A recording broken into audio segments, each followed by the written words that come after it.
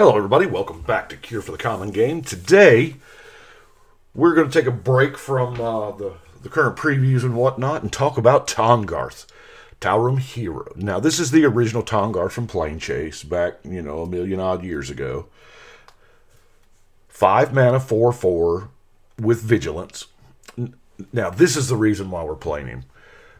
2 mana tap, Tahngarth deals damage equal to its power to target creature. That creature deals its power equal to Tahngarth. Now, I checked on Gather, and it doesn't say fight, but that's exactly what it is. So, Tahngarth was the first mate on the Weatherlight, the original Weatherlight crew, way back, and he fulfilled the trope of like the Klingon. You know what I'm saying? The warrior, So, a lot of bad stuff happened to him. This is not exactly a Vorthos Tahngarth deck. This is... we want to abuse his fight mechanic. So, the very first thing I thought of was, well, okay, we got two ways for this. We spend 2 mana and tap, which I would like to eliminate or make cheaper or something, that ability, right? And then he deals damage equal to his power, so we want to pump up his power. Hands down. And that serves two purposes here. We pump up his power, and hopefully his toughness as well, so he doesn't die from the fighting. And kills off all the creatures, and now he's unopposed and he can swing in. And with enough pump ups here, we trying to hit those three magical numbers, 7, 11, 21. So 7 is not a problem. I even think 11 is not a problem. Getting him up to 21 may be a feat. But so some of my first ideas, Dingus Egg. Dingus Staff. Dingus Egg was the other one. Whenever any creature is put into a graveyard, they take 2 damage. Hey, I'm kind of... That's right where we want to be, right? Because the whole idea is Tahngarth is going to kill your creatures. Now, the problem is that's a tap ability, so we want to use him as much as possible. So Thornbite Staff untaps him, Mage Right Stone untaps him, stuff like that. That way we can use multiples. Now, it would be really cool if I had the forethought to put in a... the artifact that untaps all artifacts during everybody's untap. Y'all know what I'm talking about. I've played it a million times. I'm just drawing a blank right now. And then Hearthstone, not Hearthstone, to reducing that ability down to 1, or just a single red. Now, since I had already had the Spike Shot Goblin here is just kind of along for the ride, mainly because... well, it just is a one-sided. It's a one-sided fight. It's a bite. That's what I like to call it. And we're already pumping power. We're already untapping creatures. So this just kind of seemed to fit right in. So let's go through and look at some mana first. Because we are in mono red, so... I have more than... yeah. Traveler's Amulet, while not ramp, it does find you a basic land so you don't miss a land drop. We have Mannequin, Walking Atlas, Iron Mirror, Hedron Crawler, Simeon Spirit Guide, Seer's Lantern, Spectral Searchlight, Opaline Unicorn, Vessel of Endless Rest. I mean, we're... seriously doing the ramp here.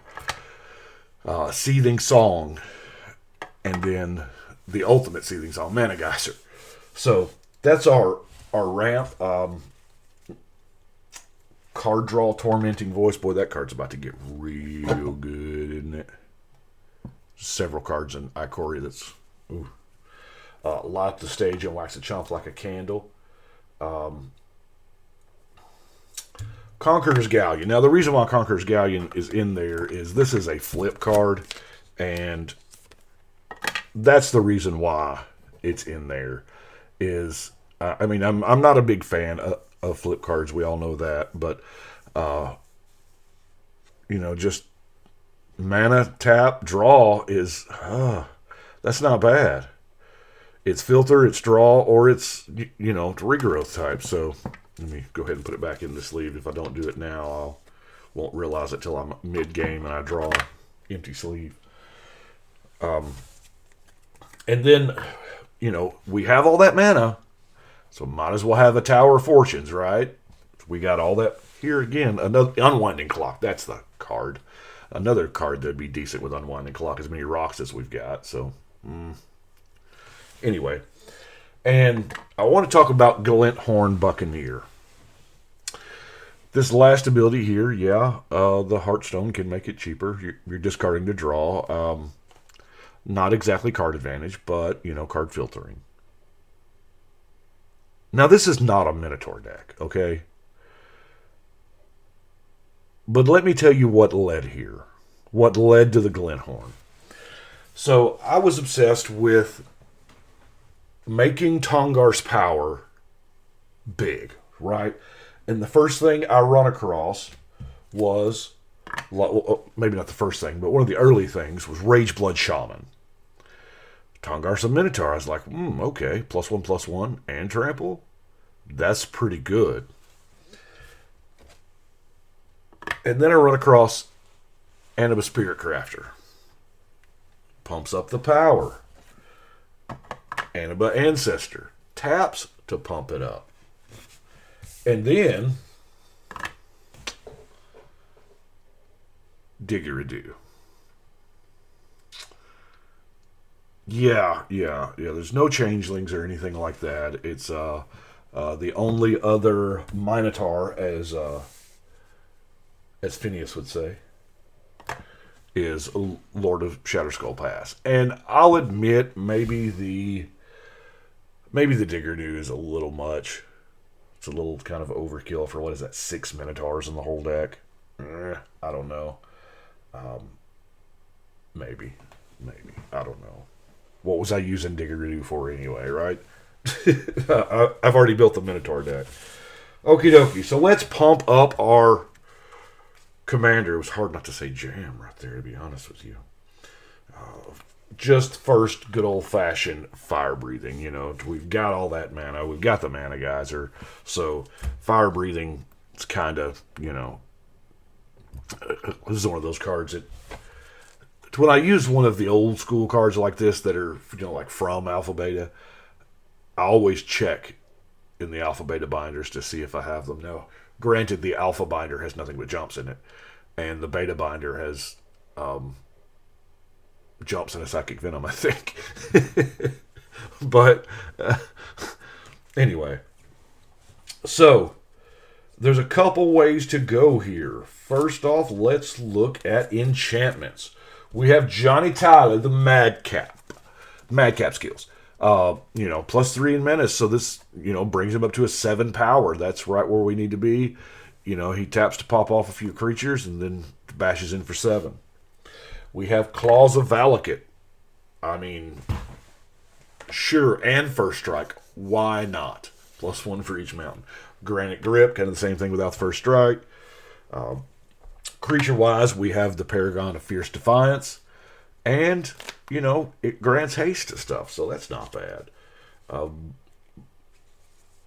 But the reason why we're here, come on, is equipment. We got Bone Horde. Now, this is perfect for the deck. The longer it's in play, the better it's going to get. Because he gets +X, so that's power and toughness, so it keeps him from dying. Where X is the number of creature cards in all graveyards. Tahngarth's going to do his fair share to fill up opponents' graveyards, right? Grafted War Gear. Now, this is a win on so many levels. Now, Tahngarth was altered, and he had things grafted to him. Now, granted, that was long before this card ever printed, and this is not referring to it, but when I saw Grafted War Gear, I thought, yeah. Now, Tahngarth wasn't actually completed with an A. but he was messed with. But +3/+2. Yeah, if it becomes unattached from a creature, you got to sack the creature. Don't care. We have Obsidian Battle Axe. Tahngarth is a warrior, Minotaur warrior. Barbed Battle Gear. +4/-1. Ogre's Cleaver. +5/+0.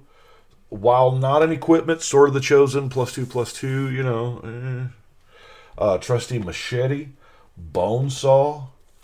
Dark Steel Axe. But let's talk about Gorgon's Head.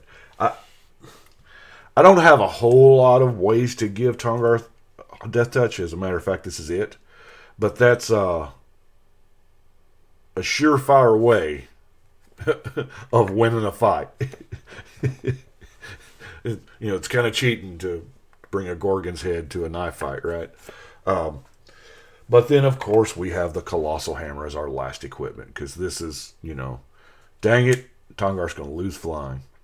But now, because we are running so much equipment, I come across this guy, the Colossal Toll Collector.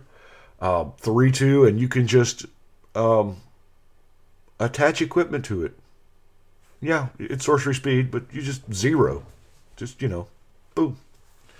So, got ourselves a Dragon Blood just for the slow grind. Man, I need an unwinding clock for this deck. Now, once his power gets up there, Chandra's Ignition is amazing. Now, what I love about Chandra's Ignition here is I'm not playing any Infect in this particular deck, but this is beautiful in an Infect deck. Because target creature you control deals damage to its power to each other creature and each opponent. The creature is the one dealing damage, and if that creature has Infect, then they will get poison counters instead. So all you have to do is get an Infect creature with power 10. Now, granted, if you're there, you're probably already swinging, but there are times when you just can't get through, and you can kill everybody at once. Anyway, not this deck. I got it in here because, whoa, it's one heck of a board wipe. One-sided board wipe, because most probably we're just going to have just Tahngarth to play. But things that deal with with Tahngarth's power, Chandra's Ignition, Fall of the Hammer, Soul's Fire, all things that just, Tormod's Crypt. I believe there's a few cards here that I'm just running Tormod's Crypt to run Tormod's Crypt. There is so much graveyard shenanigans going around. I had a slot. I don't. Trash for Treasure, since we do have so many rocks. Trash for Treasure gets us back things like, Meteor Golem. There are times when we just might want to bosh somebody out of the game. But let's look at some removal, shall we? Now, Spitting Earth, it's just a super dead creature. That's what that, Lightning Strike, Incinerate, Red Sun Zenith. But I want to go down, here's By Force. And there are some, By Force is, Run across Smash. Now, this has got Tahngarth in the art. Now, I didn't, specifically look for cards with Tahngarth in the art or whatnot, but I run across this one, and I was like, well, I'm kind of looking for a destroy target artifact anyway. And I was like, staple on draw card for 1 mana is not bad. And it's got Tahngarth in the art. Yeah. So, but I got to thinking about Smash and By Force. And I was like, what if they were destroy target anythings, So, liquid metal coating put in there, and it kind of fits with his flavor anyway, turn something into an artifact so that we can shatter it or abrade it, you know what I'm saying? I don't know, it's kind of, I know it's a little lacking. I forgot to look up the price of this deck so that I could tell y'all. As always, you'll see the link down below for Architect. Let's see, non-basic lands, Rogue's Passage, because here in this deck, man, this thing matters, right? Cryptic Caves, just because the opportunity cost is so low, and hey, draw your card late game. Looming Spires, that's going to pump Tahngarth. Teetering Peaks is going to pump Tahngarth. Great Furnace. I don't. I must have actually built this deck with the Unwinding Clock in mind and just never got one. I don't know. And then our last card is Desert of the Fervent. Now, I am sure that I have missed some stuff. But